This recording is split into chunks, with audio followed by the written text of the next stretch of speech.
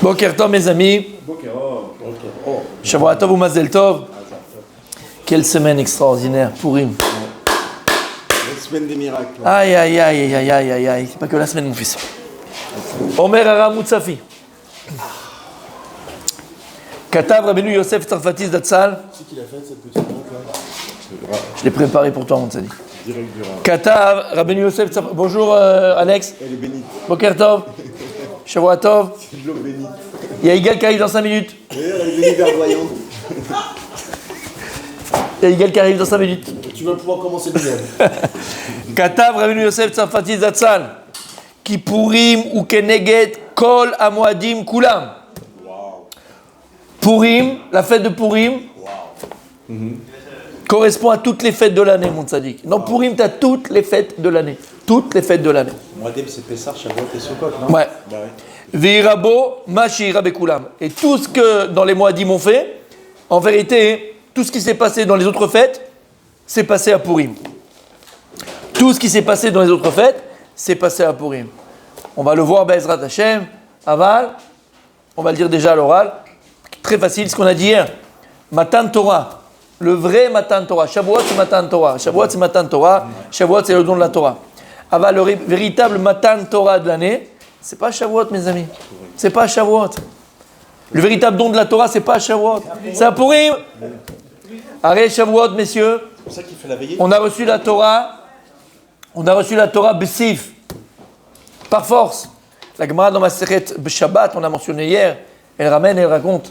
Kafar alem arkegit akadosh baruch hu kaviachol. Il a eu besoin de prendre le Har Sinaï et de la mettre au-dessus de la tête, la montagne du Sinaï, et de la mettre au-dessus de la tête des Bnei Israël. Et il leur a dit, soit vous prenez maintenant la Torah, soit ici vous serez enterrés.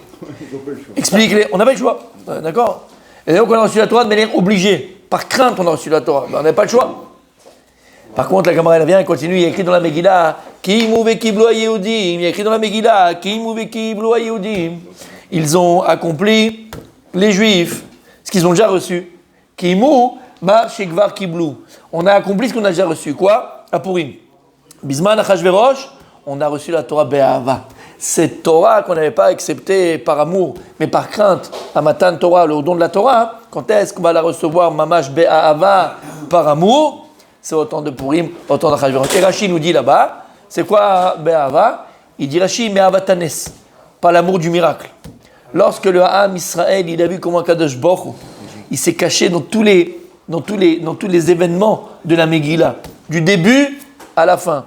Du début à la fin. Ça n'est pas passé en un an, c'est plus en plusieurs années. Du début à la fin. Mais Na'afochu, ou Kadosh Baruch Hu, il a à chaque fois changé et inversé Le destin, quoi.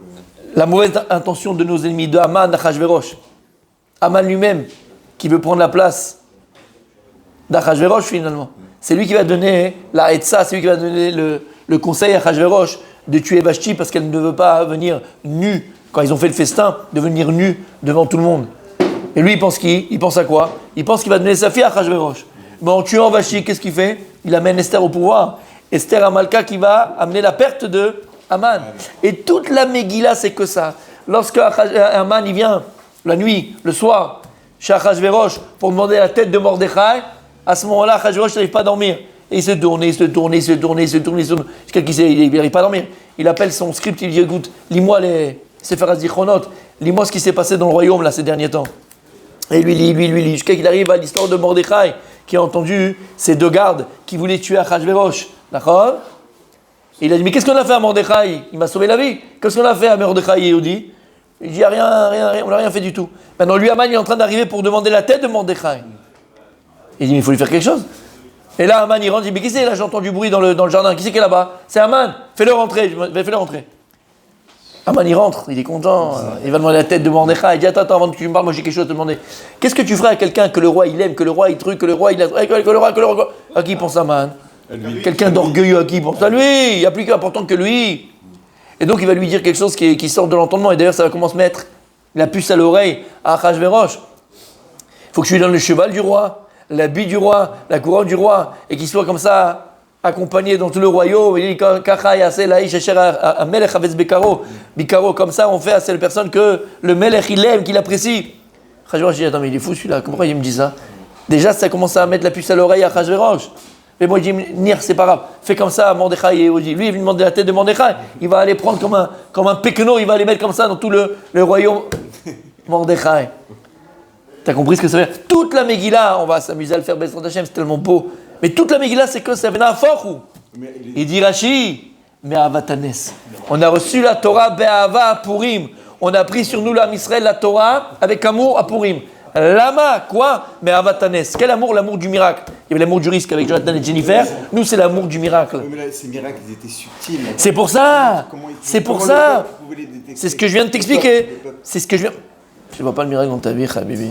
Oui, non, mais. Venaforou. C'est exactement ça. C'est exactement ça. C'est exactement ce que je viens de dire. Le plus gros miracle, c'est pas quand la mère elle s'ouvre en 18, mon ami. Le plus gros miracle, c'est le miracle de la vie, de tous les jours. Comment Kadosh Borou il transforme. Toi, ça fait 2 ans que tu essayes d'avoir un type parce que tu as une super idée de folie, et puis tu as demandé, tu es à côté de lui dans l'avion, mon Habibi. Ça s'appelle Purim. Ça s'appelle Purim. Shamata, à Purim, à l'inverse de toutes les autres Hagim, allez, arrêt à Shavuot, arrêt à Pessah, arrêt à Sukkot, on dit le Hallel. Et là, tu me dis que Purim, il correspond aux 3 Moadim. Il correspond à toutes les fêtes. Contient en lui Purim toutes les fêtes. D'accord? Oui ou non? On ne dit pas le Hallel à Purim. Mais pourquoi on ne dit pas le Hallel à Purim? Lama la Megillah, c'est le Hallel. On dit que la lecture de la Megillah elle-même, c'est ça le Hallel. Le plus grand Hallel qu'on peut faire à Kadosh Baruch Hu, la plus grande louange qu'on peut faire à Kadosh Baruch Hu, c'est quoi? C'est facile quand la mer elle s'ouvre en 18. C'est facile quand on reçoit la Torah avec les brakim et les machins et on voit les malachas charrettes. C'est facile quand maintenant on te dit que les portes de ta maison, les murs de ta maison, c'est la nani kavod. C'est les nuées de gloire. C'est les nuées de gloire d'Akadosh Baruch Hu. Et que tu voyais les nuées de gloire dans ça c'est facile. Aval Hallel Hashem, comme il a dit Rabbi. Abraham. Quoi, Abraham? Non, quand il dit Rabbi Adam, mais comme il a dit Rabbi, calme-toi. De voir Akadosh Baruch Hu dans tous les domaines de ta vie, dans tous les petits recoins de ta vie. Zeh Hallel Amiti. Zeh Hallel Amiti. C'est ça le véritable Hallel. On n'a pas besoin de faire le Hallel. La Megillah, c'est le Hallel. Donc on a dit quoi? T'as compris? T'as compris. On a dit donc, tu vois, dans Purim, il y a quoi? Il y a cette ignan-là de Nes. Venaforhu. Pessah, c'est Venaforhu. On arrive à Pessah, Bezrat Hashem. Pessah, c'est autour d'avoir. C'est la même notion que Purim. Et maintenant qu'Akadosh Baruch Hu, il a inversé toutes les mauvaises intentions de nos ennemis qui se reconnaissent contre eux, il a tout inversé. Pessah, c'est pareil. Venaforhu. C'est la même chose. Donc Purim, t'as Pessah. Lama, c'est quoi Pessah? Venaforhu. Shem, il a inversé tout ce qu'ils nous ont voulu faire de mal. Paro, il écoute ses conseillers, là, ses astrophysiciens. Tu sais, il y a le libérateur des Juifs qui va naître.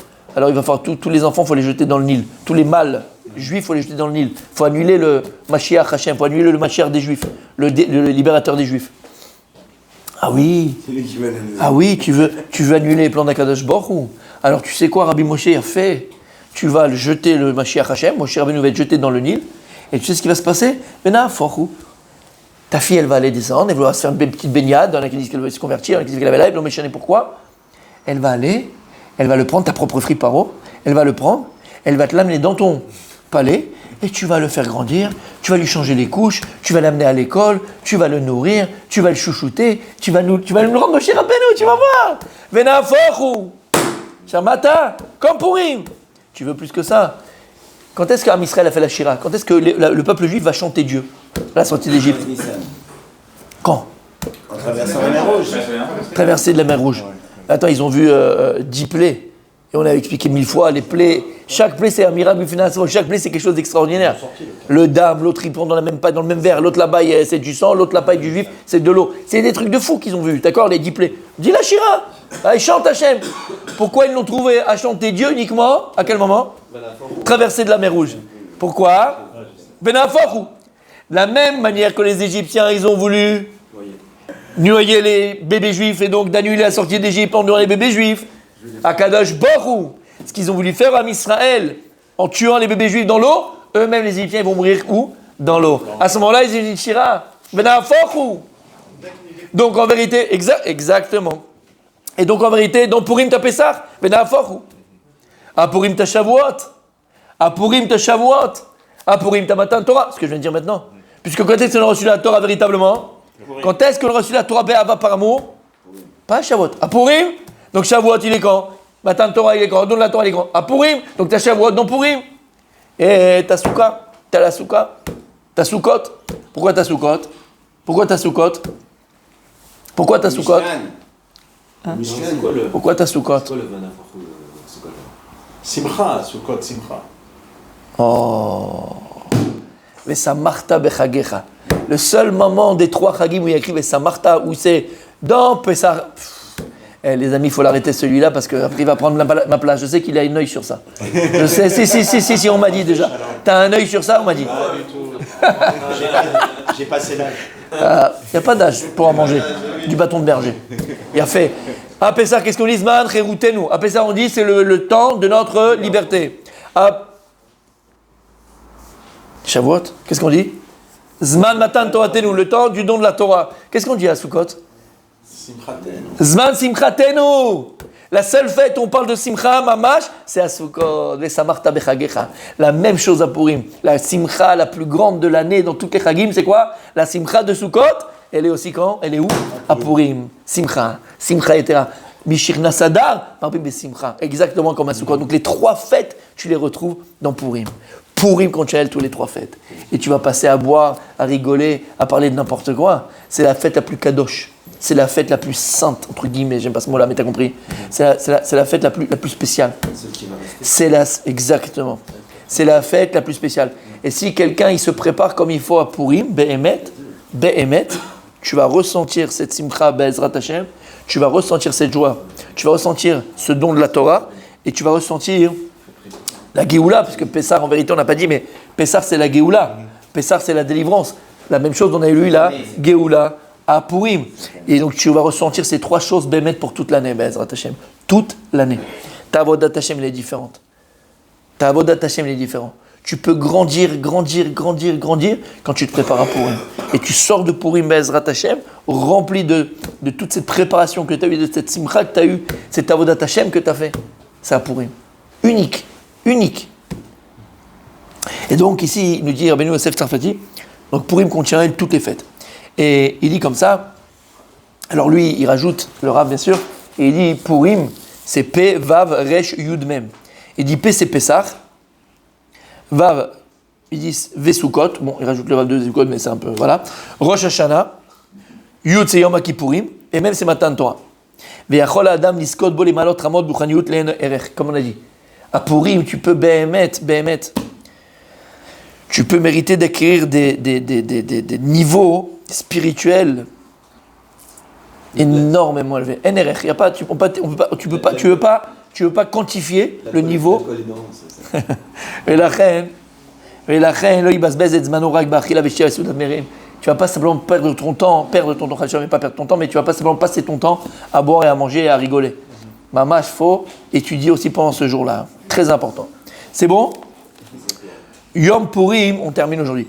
Yom Purim ma'alato chashuva, shere be'oto dor kiblu hayudim alehem miratzon, et ma shekiblu et haTorah be'ar Sinai be'ones, kekatuv kimu kiblu hayudim alehem be'al zarav, comme je l'ai dit à l'oral. Donc ici, c'est un temps très spécial pour Matan Torah. C'est un temps de Matan Torah. Et pour terminer aujourd'hui, on va juste un petit peu reparler de cela. Comme on a dit, on a reçu la Torah à Shavuot, be'ira par crainte. Là, on va recevoir la Torah be'ahava, par amour. On a expliqué quelle différence entre la crainte et l'amour. Quand j'ai peur de quelque chose en général, je m'éloigne. Quand j'aime quelque chose, je m'en approche. Et en fait, c'est ça. C'est ça. Si Bémet à Purim, on a cette conscience de Matan Torah, et on se doit chacun, Bémet par la simcha, par la joie qu'on va nous procurer à Purim, qu'on va avoir à Purim, de prendre sur nous, de recevoir Kol Echad Vechad, individuellement. C'est le klal, c'est le peuple, mais individuellement. De recevoir sur nous la Torah be'ahava. Comprendre que la Torah, c'est pas un fardeau. C'est au départ un fardeau, c'est vrai. Ça peut prendre un peu l'image d'un fardeau. Il faut se lever, il faut aller, prière, un machin, le matin, le pour midi, le cachère, pas cachère, il y a plein de halachot. Ah bah la Torah, c'est pas un fardeau. Et je terminerai avec ce qu'il disait le Rav Kanievski. C'est vrai, il disait, quand tu prends, vous savez que Issachar, qui est le symbole de la Torah, qui est la notion de la Torah dans la Torah, Issachar, Zevulun, Israël, Zevulun.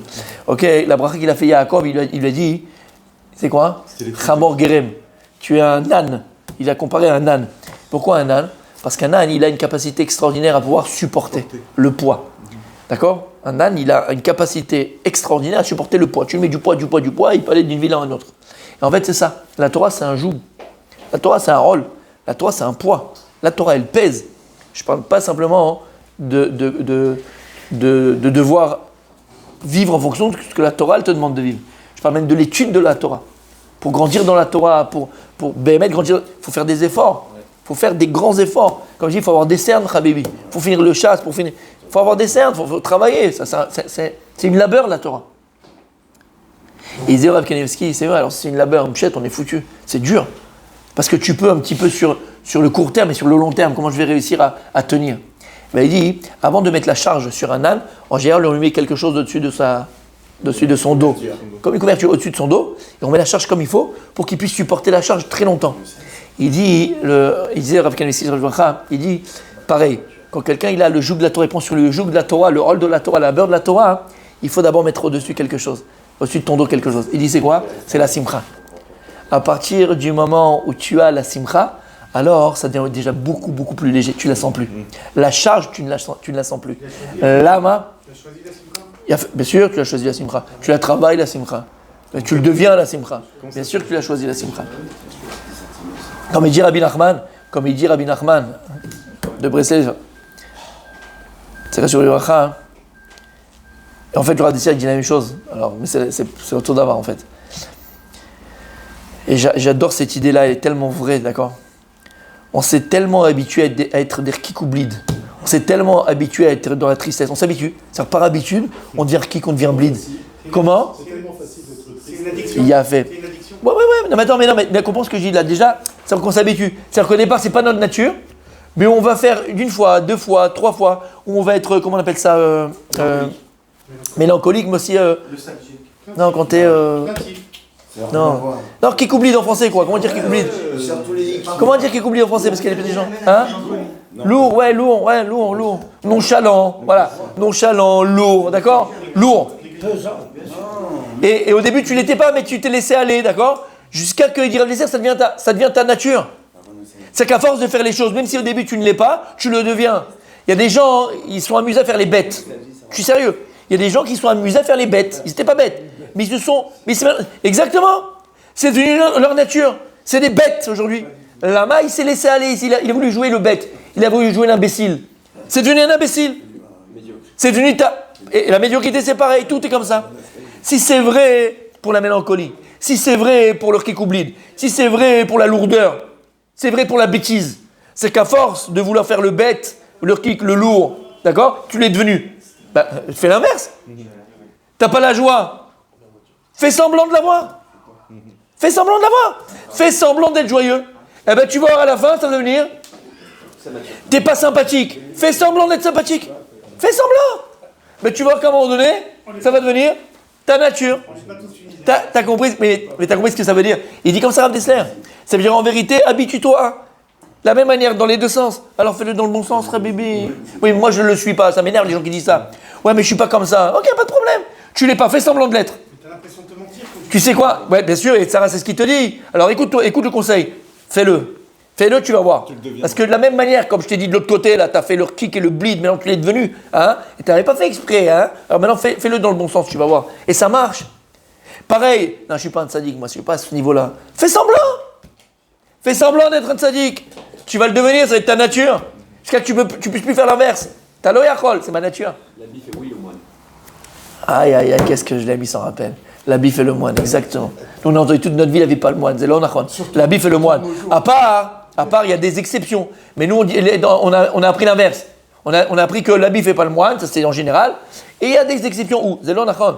L'habit fait le moine, ça c'est en général. Et il y a des exceptions où ça fait pas le moine. En général, ça fait le moine. T'as compris ce que ça veut dire, mon tzaddik? Surtout chez vous. Ouais.